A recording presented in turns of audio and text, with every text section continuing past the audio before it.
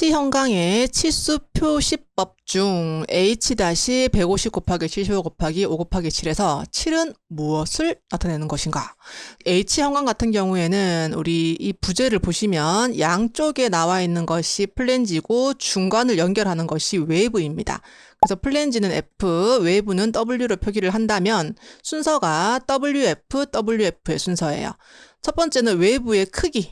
그러니까 이거 지금 예시랑은 다르지만 웨이브의 크기, 플랜지의 크기 되겠고요. 그 다음 것은 웨이브의 두께, 그리고 플랜지의 두께예요.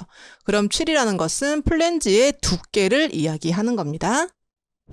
소다석회유리, 일반 우리 착유리 이야기하는 거예요. 거기에 대한 설명으로 옳지 않은 것은 소다석회유리는 일반적으로 창문이나 뭐 유리병 같은 거 만들 때 하는 거고 높은 온도에서 용융됩니다. 그래서 모양을 만들기가 좀 쉬워요. 그런데 지금 여기서는 용융되지 않는다. 온도는 이야기 안 했지만. 그리고 내산성 높고요. 풍화되기가 쉽다라고 하고요. 일반 건축용 창호 유리에 주로 사용이 되고 있습니다.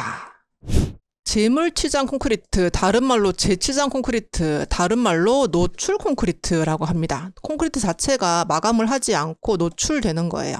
가장 알맞은 것은 콘크리트 표면을 마감하지 않는다고 했는데 유성 페인트로 마감한 것이다 아니고요. 몰탈로 마감한 것이다 아니고요. 수성 페인트로 마감한 것이다 아니고요. 시공한 그대로 시공 자체가 그냥 마감이 되는 겁니다. 그래서 정답이 3번입니다. 자, 콘크리트가 시일이 지남에 따라 시간이 많이 지났대요. 그래서 공기 중에 탄산가스와 합쳐져서 알칼리성을 잃어서 중성화가 돼버리는 겁니다. 그래서 중성화에 대한 설명이었습니다. 다음 중 목재의 천연 건조 방법에 속하는 것은 일단 열기를 주든 진공 상태를 만들든 약품을 넣든 인공적으로 뭔가 만드는 거고요. 침수 건조는 그냥 물에 담궈 놓는 겁니다. 담궈두면 그 안에 있던 수액이 빠져나와서 좀 더 빨리 건조가 되고요.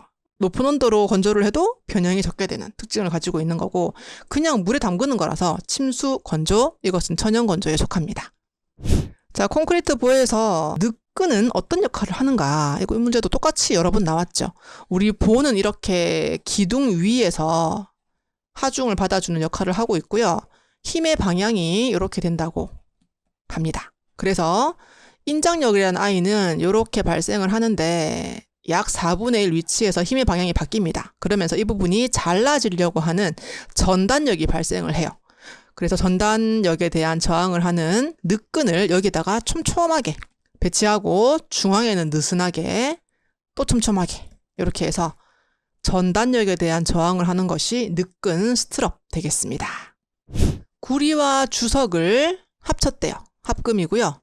건축, 장식, 철물 또는 미술 공예 재료로 사용되는 것은 이게 황동 아니면 청동이 주로 나오고 있습니다. 똑같이 구리를 더할 때 주석을 더했냐 그리고 아연을 더했냐 뭐 그 차이인데 주석을 더했으면 청동, 아연을 더했으면 황동이라고 제가 설명을 드리고 있고요. 얘는 청동에 해당되는 설명이었습니다.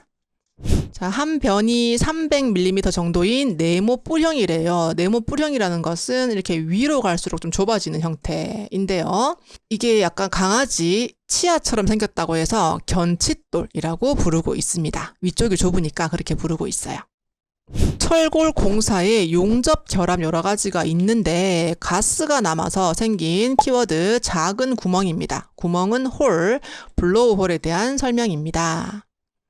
다음 중 동바리 마루를 구성하는 부분이 아닌 것은 동바리 마루는 약 40cm 정도, 45cm 정도 바닥에서 띄워서 습기나 열기에 대해서 좀 저항을 할 수 있는 건데요. 동바리를 세로 부재로 세우고 멍에와 정선을 깔고 그 위에 마루너를 깔아주는 겁니다. 걸레바지는 우리 벽체 하단에 붙여주는 수장재, 이것을 걸레바지라고 부르고 있습니다.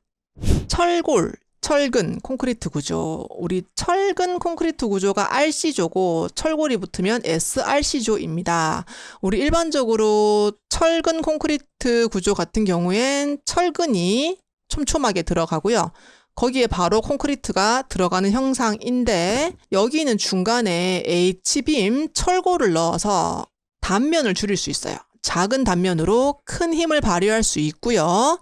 화재 시 고열을 받으면 철골 구조와 비교하여 강도 감소가 작아집니다. 왜냐하면 이 철골 자체는 굉장히 열에 취약하거든요.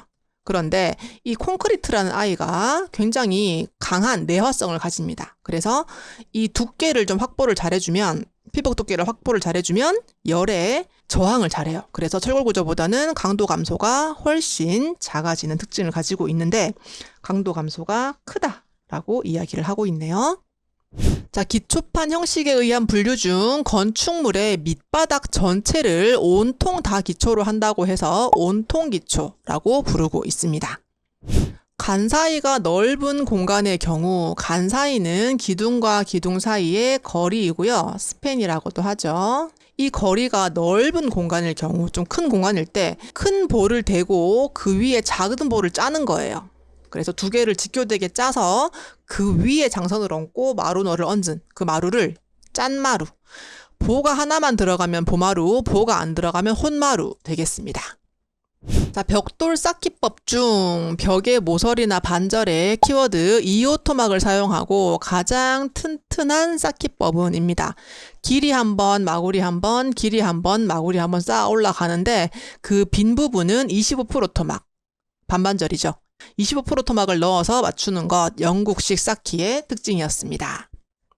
콘크리트에 사용되는 골재에 요구되는 성질에 대한 설명으로 옳지 않은 것은 우리 콘크리트라는 게 시멘트 플러스 모래 플러스 자갈 플러스 물인데요. 이 모래와 자갈을 통틀어서 골재라고 부릅니다.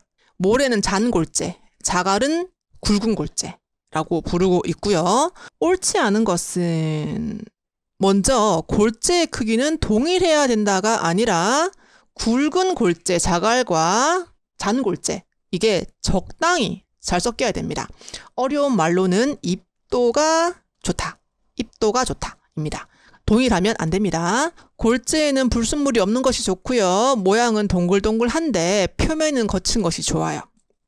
점토의 소성 온도, 굽는 온도를 표시하는 방법입니다. 내화물, 그러니까 불에 녹지는 않습니다. 내화성이 있는데요. 이 원뿔을 가마에 넣어놔요. 그래서 불을 이렇게 피우는데 어느 정도 높게 온도가 되면 끝이 구부러지는 거예요. 그래서 멀리서 봤을 때도 이 단위에 따라서 구부러지는 걸 보고 온도를 볼 수 있는 겁니다. 그것은 제게르추에 대한 설명이었습니다. 강제의 온도에 따른 특성으로 틀린 것은을 이야기하고 있는데 250도에서 최대, 250도가 넘어가면 강도가 감소되고요. 500도에서는 0도일 때의 10분의 1이 아니고 절반으로 감소를 합니다. 500도가 되면. 그러면 10분의 1은요. 900도가 되어야 10분의 1로 감소를 해요. 여기서는 500도는 2분의 1, 그리고 고온에서는 강도가 많이 내려가므로 방화 처리를 하는 것이 좋습니다. 자, 곡면판이 지니는 역학적 특성을 응용한 구조고요. 비교적 가볍고 내력이 큰, 보통은 이렇게 지붕 구조물, 이렇게 곡면을 두어서 만드는 거고, 우리 조개 껍데기처럼 이렇게 휘었다고, 곡면을 만들었다고 해서 쉘 구조라고 부르고 있습니다.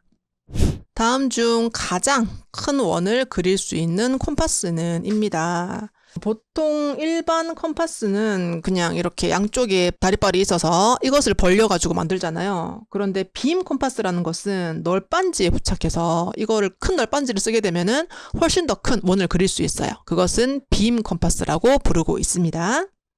연필에 대한 설명으로 바른 것은, 연필로 이렇게 프리핸드 할 때 설명으로 바른 것은을 물어보고 있고요. 번지거나 더러워집니다. 이 연필 가루가 손에 묻어서 번지거나 더러워지는 특징이 있습니다. 폭넓게 명암 나타낼 수 있어요. 연필은 이렇게 뭉개지기 때문에 좀 더 부드러운 명암 나타낼 수 있고요. 간단히 수정할 수 있어요. 왜냐하면 지우개로 지우면 되니까. 그리고 연필의 종류는 굉장히 많습니다. 효과적으로 사용할 수 있습니다. 투시도 작도에서 이 문제가 계속 나오고 있는데, 수평면과 화면이 교차하는, 수평면은 우리 시선에 있는 요 가로면이고요. 화면은 투시도가 그려지는 면입니다. 이 두 개가 만나는 것은 수평선 되겠고요. 이 문제가 다르게 기면과 화면이 교차한다 하면 기선, 이렇게 구분을 해야 되는 그런 상황이거든요. 수평면과 화면이 교차하면 수평선, horizontal line 되겠습니다. 제도 글자에 대한 설명으로 틀린 것은 문장은 왼쪽부터 가로쓰기가 원칙입니다. 가로쓰기가 안 될 땐 세로로 쓸 수도 있고요. 숫자는 로마 숫자 아니고 아라비아 숫자입니다. 글자 크기는 도면에 맞게 알아보기 쉬운 크기로 해주시면 되고 명백하게 수직 또는 15도의 고딕체로 쓰는 것을 원칙으로 합니다. 제도에 사용되는 디바이더는 분할이죠. 용도로 가장 적합한 것은 원형, 각형 등 기호나 부호 등 자주 사용하는 도형을 그릴 수 있는 자이다. 도형을 그리는 것은 템플릿을 이야기하는 거고요. 필요한 치수를 자의 눈금에 따서 제도 용지에 옮기거나 일정 길이로 분할, 등분하는 데 쓰입니다. 가장 적합한 이야기였어요. 건축 설계 도면에서 이렇게 집을 그리게 되면은요, 그 뒤쪽으로 배경을 그립니다. 뭐 산이 있다거나 사람이 있다거나 배경을 그리게 되는데 이것을 왜 그리는가? 그것과 거리가 가장 먼 것은인데요. 건축물의 스케일감 볼 수 있어요. 사람이 요만하면 건축물은 어느 만한가? 사람에 비해서. 그런 스케일감을 볼 수 있고 용도도 볼 수 있습니다. 뭐 경찰서 같은 경우에는 좀 경찰복을 입고 있다거나 경찰차가 있다거나 이런 것들을 보게 되면 용도 알 수 있고요. 주변 대지 성격을 알 수 있습니다. 이 뒤에 산이 되게 많으면 좀 자연이고 도시가 많으면 도시고 이런 것들을 볼 수 있고요.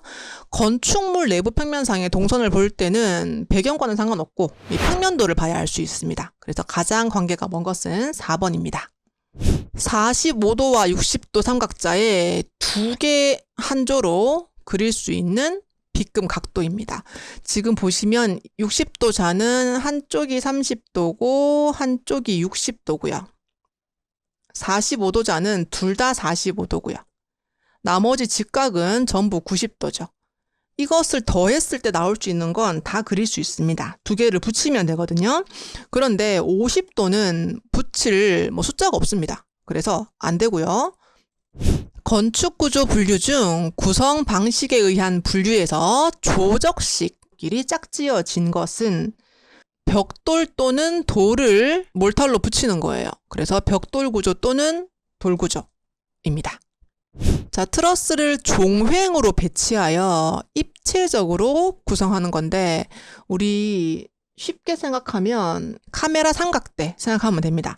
이렇게 펼치면 어떤 공간을 구성하는 거예요. 공간을 구성한다고 해서 스페이스 프레임이라고 부르고 있습니다.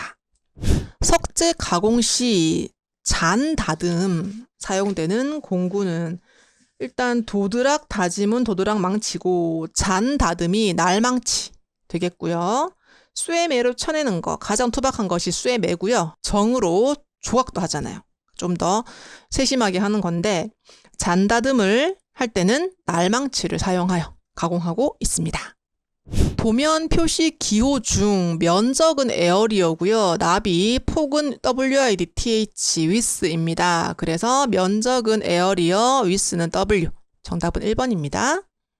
다음 중 철골 구조에서 플레이트보에 사용하는 부재가 아닌 것은 플레이트보는 하나의 부재로 만들기는 너무 큰 거예요. 그래서 이 판 따로, 플레이트판 따로, 그리고 외부판 따로, 또 플레이트 따로 해서 기역자 형광으로 조립판보, 조립보 또는 판보, 플레이트가 판이잖아요. 여기 들어가는 부재가 아닌 것은 일단 외부 플레이트 들어가는 거 맞죠? 중간에 들어가는 거, 그리고 스티프너는 이렇게 외부의 좌구를 방지하기 위해서 들어가게 됩니다.